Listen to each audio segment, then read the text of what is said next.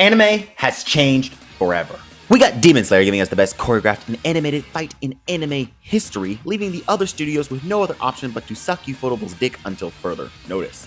Attack on Titan refuses to end its anime, but still making history as one of the greatest works in fiction, and My Dress Up Darling proving that with enough fan service and a clear candidate for Best Girl of the Year, you can stand above giants.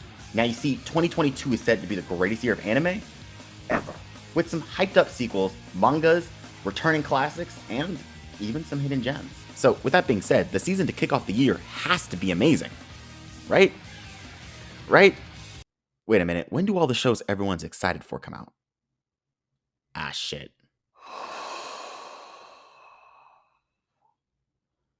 Okay. Let's talk about some anime.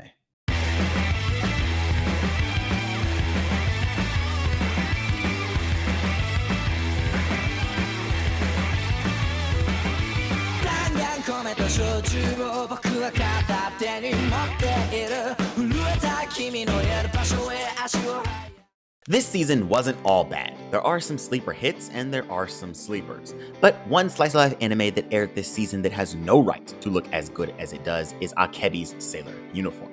Look, Cloverworks knew they were releasing the anime in the same season as Demon Slayer, so they decided they could at least try to compete with the animation quality, and I think they succeeded.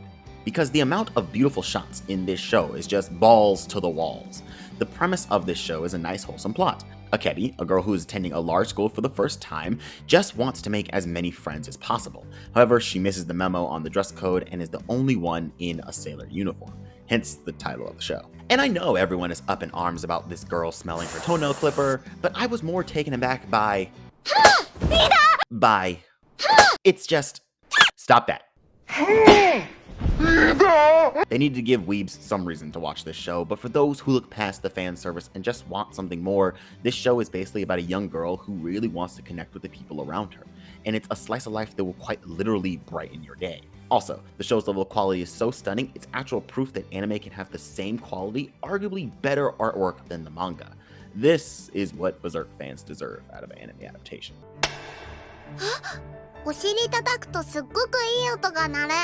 Okay, I don't know about you guys, but that was fucking adorable. This show had everything it needed to be a standout show this season, but I guess something went wrong in the production because the pacing of the show felt like this anime was made by Studio Gohans. And not K-Project Gohans. Hand Shaker Gohans. If you don't know what Handshakers is, it's best if you never find out. Japan was destroyed by this Tetsujin robot, somehow, and now the country is in a post-apocalyptic state where weird creatures roam the earth. Cool setting and some vibrant characters as well, but instead of explaining the lore of the world and setting up a grand adventure, the show decided it was best to speed run everything, even the characters' relationships and the bad guys' plan, if you can call it that, into a finale that tried its damn best to make me care. The show is a decent watch, but nothing that will be remembered once the next season begins. I'm just disappointed because from the trailer and first episode, I thought this was going to be the best anime original of the season. Clearly, I put my faith in the wrong adaptation. I can't, in good weeb faith, recommend this show, but I am curious to see what you guys think in the comments below. And anime, please stop queerbaiting. We know Bisco and Milo were more than just friends. Just have them kiss already. Speaking of queerbaiting, Vanitas came back to finish off its first season. Okay, the show doesn't actually queerbait, it's just multiple people falling in love at the same time, and I don't know which ship to root for. Because... spoiler warning. I'm happy that Vanitas and John are basically canon, but you can't tell me there was nothing between Vanitas and Noe. Come on now. That aside, the arcs that were adapted were a nice addition to the story. I felt like we got even more out of this world, even though at times the pacing was rushed and the editing looked like I was watching Monogatari, but despite those setbacks, the show still does a decent job at developing its characters.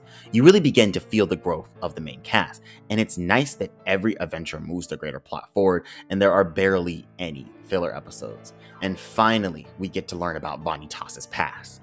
I'm actually hoping we get a second season because I'm kind of invested now. What's that? The manga doesn't have that much material for a second season. I'm just gonna pretend I didn't hear that. Okay, now. Where the fuck is Haikyu Season 5? I don't have anything to fill my sports anime void until this season drops. Hello. And I'm bored with it. I'm going to be honest, I didn't finish this anime and I don't want to. In fact, this is the last section of the script that I wrote because I was behind and wanted to give the show another chance. And I ended up watching Kotaro Lives Alone. In the first 6 episodes that I did watch, the pacing was too fast, so I didn't get any time to connect to the characters. The animation was cool, but at some points it was like Dragon Ball Super all over again, and the characters were Haikyu, but not. It's like Linden Films tried their best to make a Badminton Haikyu, but failed to realize what made Haikyu so damn great in the first place. The only thing I got from this anime is that we're probably not going to get a solid Badminton anime until Blue Box inevitably gets that anime adaptation. What's that? Is a Badminton anime next season? I'm not going to give my hopes up. I always like to talk about one anime of the season in its own video, and this time around, My Dress Up Darling was the obvious choice. Beating out both Attack on Titan and Demon Slayer multiple times this season, proving that weebs are just as horny as Rudy is, popping out of the womb and admiring his mother's tits. That's literally a plot line in the show. I can't. Go watch Mushoku Tensei.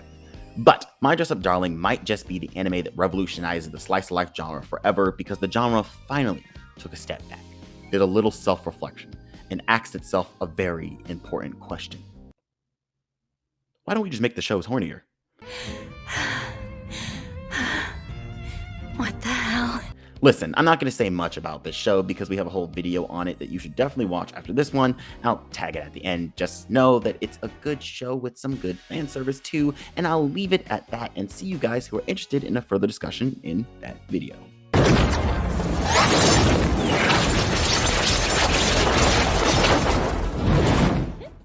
I have seen a lot of shonen, and thus I have witnessed a lot of shonen fights. And I have to say, when it comes to fight choreography and animation, Demon Slayer, no, Studio Ufotable has ascended to the next level. We all knew Demon Slayer's animation was going to be good this season, but I don't think anyone expected this level of quality. Truth be told, Demon Slayer is okay for me. The story is kind of generic when it comes to what people think a battle shonen is, and I can't think of a single way the story stands out. Would I recommend this anime to a person who typically doesn't like battle shonen? Nah. But that doesn't mean I still didn't enjoy it. The critic in me could spend all day talking about how Demon Slayer isn't anything different from your normal stuff, but the shonen fanboy in me came out and silenced him with every episode dropped. This may sound weird, but Demon Slayer is everything I wanted Fairy Tail to be. A simple battle anime where I can turn my brain off and enjoy some cool shit. Fairy Tail just had too many plot holes for that to be possible. While my problem with Demon Slayer is not plot holes, but the writing in general. You think Demon Slayer is carried by its animation? Cool, maybe it is. Enjoy your hate parade. But I'm going to be over here enjoying the greatest anime fight sequences to come out in the last few years. Sometimes I just want to see some cool shit, and Demon Slayer delivers me the cool shit without the bullshit. And if it's not your cup of tea, then go somewhere else. But me and the homies will be talking about these fights for a while, and I can't wait for what the next season delivers.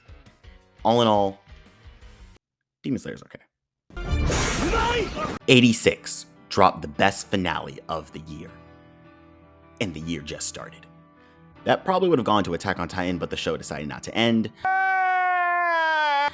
I know, I have talked about 86 in past videos, but I need you to understand how good this anime is, how great that finale was, and how badly we need A1 Pictures to adapt the rest of the light novel.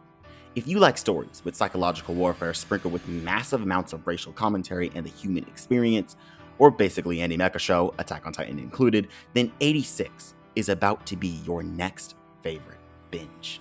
With only 2 episodes this season, 86 topped the charts, beating out My Dress Up Darling. The finale was so good that not even the power of horny weebs could beat it. In fact, 86 was the true horny dog we needed all along. Plus, Lena over Marin. Fight me. I know a lot of people didn't watch this anime when it was airing because every time I post about it on Twitter, someone is asking me for the name. So I need you to go watch this show now and give it the love it deserves. It's been a long time since I enjoyed a mecha show this much, and 86 was the fresh new kid on the block that the genre needed. Okay, this video was long enough. Time to speedrun through all the others. Okay, here we go. Tokyo 24th Ward, I dropped it because it was boring. Love of Kill, I dropped it because it was dry and kind of creepy to watch Homeboy force that woman into a relationship. I did not and will not watch any of the fantasy isekai this season because I'm done with the same repeated storylines. Orient, I dropped because it was a disappointment and it was just bad. Let's be serious here. Tribe 9 was kind of dumb in my eyes. I'm sorry. Ranking of Kings is getting its own video when I catch up. Kotaro Lives Alone was a cute little series, but I can't show much of the show because Netflix will copyright my ass. Attack on Titan and Takagi-san are getting their own videos when their animes are completely done airing. So after Attack on Titan, the final season, part 10, you will finally see that Attack on Titan video. Whew. Okay. Did I forget anything?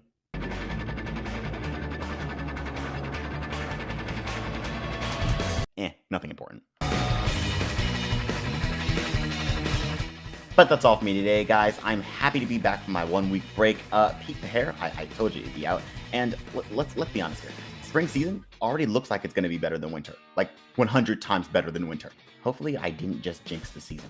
Either way, we are in full-blown production of manga dubs and other videos, so if you like content like this, then please hit that subscribe button because it does not bite. And also follow us on Twitch and Twitter because we are active up there as well. And if you want to curse me out, then Discord link is down below. I mean, I will want to curse me out. No, cut that. Thank you so much for watching. As always, my friends, I'm RJ Lane, and this has been On the Rise.